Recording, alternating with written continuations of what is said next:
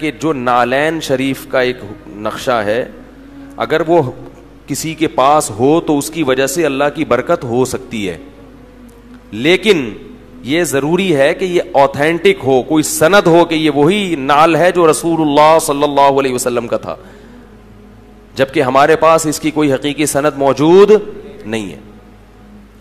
اور دوسری بات یہ کہ ان چیزوں میں غلو کرنا درست نہیں ہے، کہ آپ ان چیزوں میں اتنا غلو کریں کہ اعمال کی طرف سے آپ میں کوتاہی ہونا شروع ہو جائے اور نالین ہی کو سب کچھ سمجھنا شروع کر دیں۔ سب سے پہلے عمل ہے، باقی چیزیں اس کے بعد ہیں۔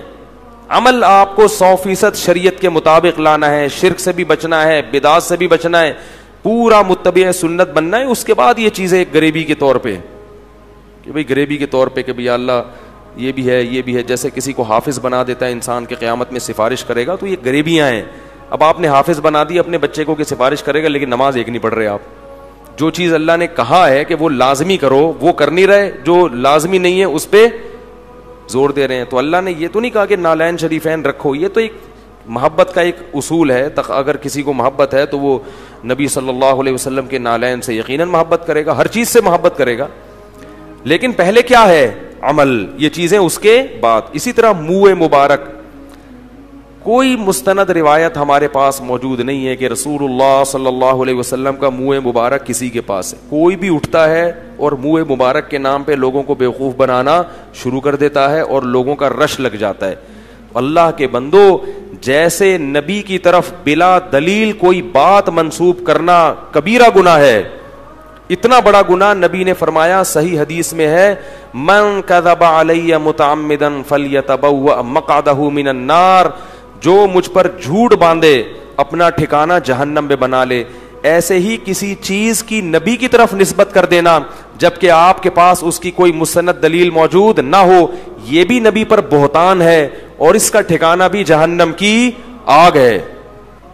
کوئی بھی منہ مبارک لے کے گھوم رہا ہے، اس سے پوچھو کیا دلیل ہے کہ یہ نبی کا بال ہے، سند پیش کرو اس کی۔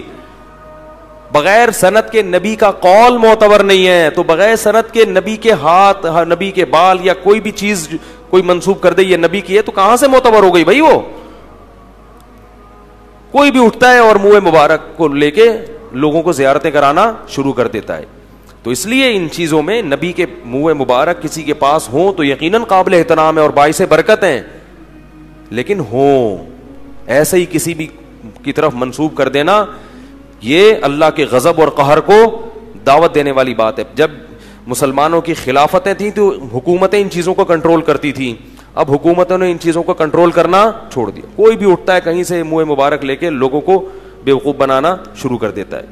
تو یہ بہت خطرناک معاملہ ہے۔ محمد صلی اللہ علیہ وسلم کے بال مبارک، اس میں اگر آپ غلطی کر رہے ہیں، کسی اور کا بال نبی کے کھاتے میں ڈال رہے ہیں، بہت بڑا جرم ہے۔ قیامت کے دن جہنم کی آگ کے لیے پھر تیار رہنا چاہیے۔ مفتی طارق مسعود صاحب کے شارٹ کلپ بیانات کے لیے ہمارا چینل سبسکرائب کریں اور بیل آئیکن کو دبائیں۔